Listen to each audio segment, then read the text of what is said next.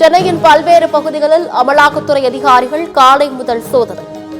போரூரை அடுத்த மணப்பாக்கத்தில் உள்ள டாஸ்மாக் நிர்வாக இயக்குநர் விசாகன் இல்லத்தில் அதிரடி ரெய்டு. டாஸ்மாக் மேலாண் இயக்குநர் விசாகன் வீட்டின் அருகே சிதறி கிடந்த வாட்ஸ்ஆப்பில் பகிர்ந்த தகவலின் ஆவணங்கள். அமலாக்கத்துறை அதிகாரிகள் பேப்பர் ஆவணங்களை எடுத்து சென்று விசாரணை. பாகிஸ்தானிடம் உள்ள அணு ஆயுதங்கள் பயங்கரவாத அமைப்புகளின் கைகளுக்கு செல்ல வாய்ப்புள்ளது. சுமார் 14 கோடி ரூபாய் வரை பயங்கரவாதிகளுக்கு பாகிஸ்தான் வழங்கியுள்ளதாக பாதுகாப்புத்துறை அமைச்சர் ராஜ்நாத் சிங் குற்றச்சாட்டு. ஆபரேஷன் சிந்தூர் ஒரு ட்ரெய்லர் தான். பாகிஸ்தானில் உள்ள பயங்கரவாதிகளை ஒழிக்கும் வரை ஓயாது என ராஜ்நாத் சிங் திட்டவட்டம்.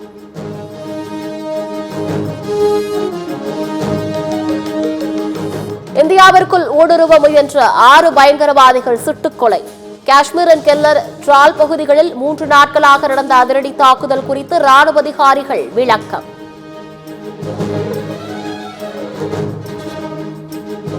திமுக ஆட்சியில் ஸ்டாலின் வாங்கிய கடன் தான் கண்ணுக்கு தெரிகிறது, எந்த வளர்ச்சி திட்டமும் தெரியவில்லை என முன்னாள் அமைச்சர் RB உதயகுமார் பேட்டி.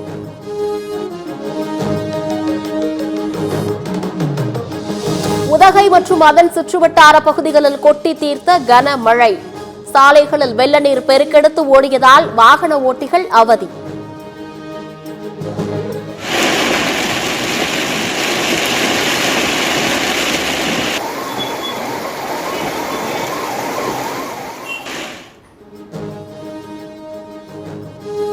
கர்நாடக மாநிலம் பெலகாவி மாவட்டத்தில் வெளுத்து வாங்கிய கனமழை. பல்வேறு கிராமங்கள் வெள்ளத்தில் மூழ்கியதால் பொதுமக்கள் தவிப்பு.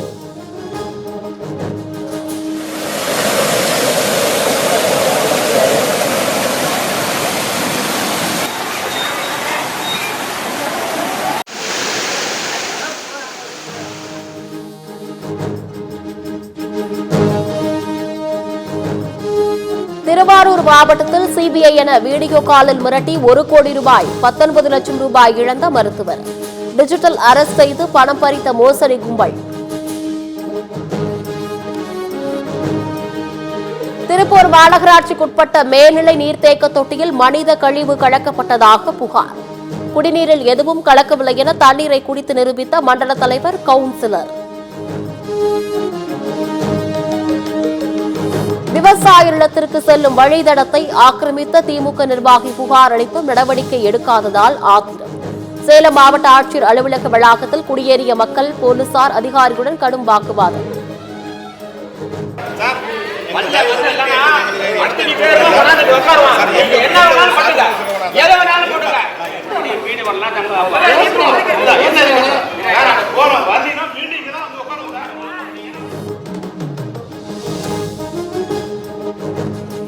மயிலாடுதுறை அரசு மருத்துவமனையில் முகம் வீங்கியுள்ளதாக சிகிச்சைக்கு சேர்ந்த பெண் உயிரிழப்பு. அவசர சிகிச்சை பிரிவிலிருந்து சாதாரண பிரிவுக்கு மாற்றியதே உயிரிழப்பிற்கு காரணம் என கூறி உறவினர்கள் போராட்டம். கர்நாடக மாநிலம் மங்களூரு அருகே நடுக்கடலில் சிக்கி தவித்த 6 பேர் பத்திரமாக மீட்பு. இந்திய கடற்படை கப்பல் விக்ரம் மூலம் மீட்கப்பட்டு கரைக்கு அழைத்து வரப்பட்டனர். தைலாபுரம் தோட்டத்தில் ராமதாஸ் கூட்டிய பாமக மாவட்ட செயலாளர்கள் கூட்டத்தை புறக்கணித்தார் அன்புமணி. 206 நிர்வாகிகளுக்கு அழைப்பு விடுத்த நிலையில் வெறும் 15 பேர் மட்டுமே பங்கேற்றதால் ராமதாஸ் அதிர்ச்சி. பாமக மாவட்ட செயலாளர்கள் கூட்டத்தை நிர்வாகிகள் புறக்கணித்தது ஏன்? கலைப்போல இருப்பதால் நிர்வாகிகள் கூட்டத்திற்கு வரவில்லை என ராமதாஸ் விளக்கம். படுத்துக்கொண்டே 50 தொகுதிகளில் வெற்றி பெறுவேன் என பாமக நிறுவனர் ராமதாஸ் பரபரப்பு பேச்சு. பாமகவில் கோஷ்டி மோதல் இல்லை, கூட்டத்தில் பங்கேற்காதவர்கள் மீது நடவடிக்கை இல்லை எனவும் விளக்கம். தமிழகத்தில் 10 மற்றும் 11ஆம் வகுப்பு முடிவுகளை ஒரு சேர வெளியிட்டார் பள்ளிக்கல்வித்துறை அமைச்சர் அன்பில் மகேஷ். 10ஆம் வகுப்பில் 93.80%, 11ஆம் வகுப்பில் 92.09% தேர்ச்சி. 10 மற்றும் 11ஆம் வகுப்பு தேர்வு முடிவுகளில் இந்த ஆண்டும் மாணவிகளே அதிக தேர்ச்சி. 10ஆம் வகுப்பில் 95.88% மாணவிகளும் 11ஆம் வகுப்பில் 95.13% மாணவிகளும் தேர்ச்சி.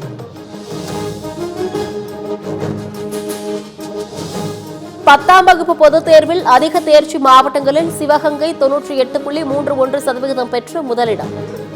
விருதுநகர், தூத்துக்குடி, குமரி, திருச்சி முறையே அடுத்தடுத்த இடங்களிலும் கடைசி இடத்தில் வேலூர் மாவட்டம் 85.44% பேர் தேர்ச்சி.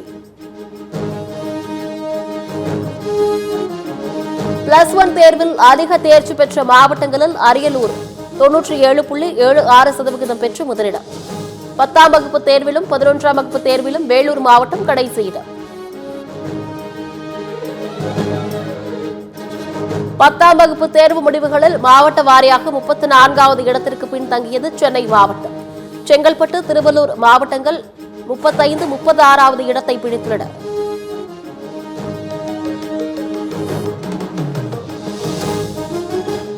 +1 பொதுத் தேர்வு தேர்ச்சி விகிதத்தில் சென்னை மாவட்டம் 25வது இடத்திற்கு பின்தங்கியது. அதிக கவனம் செலுத்தப்படும் சென்னையில் 90.93% மாணாக்கர்களே தேர்ச்சி.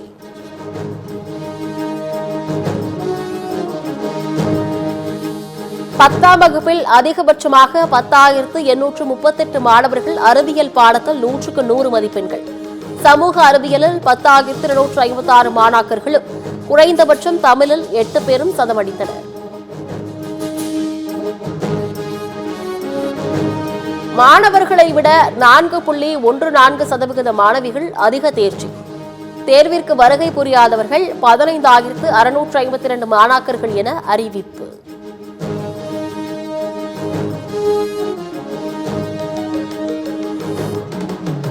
+1 பொதுத் தேர்வில் அதிகபட்சமாக கணினி அறிவியல் பாடத்தில் 3,535 பேர் 100க்கு 100 மதிப்பெண். கணிதத்தில் 1,338 பேரும், தமிழில் 41 பேரும், குறைந்தபட்சமாக விலங்கியல் பாடத்தில் 2 பேரும் சதமடித்தனர்.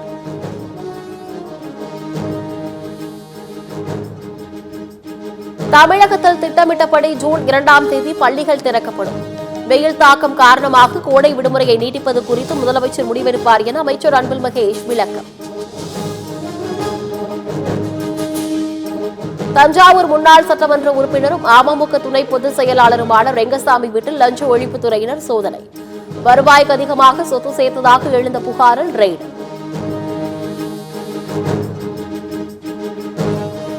கொடைக்கானலில் முதன்முறையாக பாராசூட் மூலம் வான் சாகச நிகழ்ச்சி.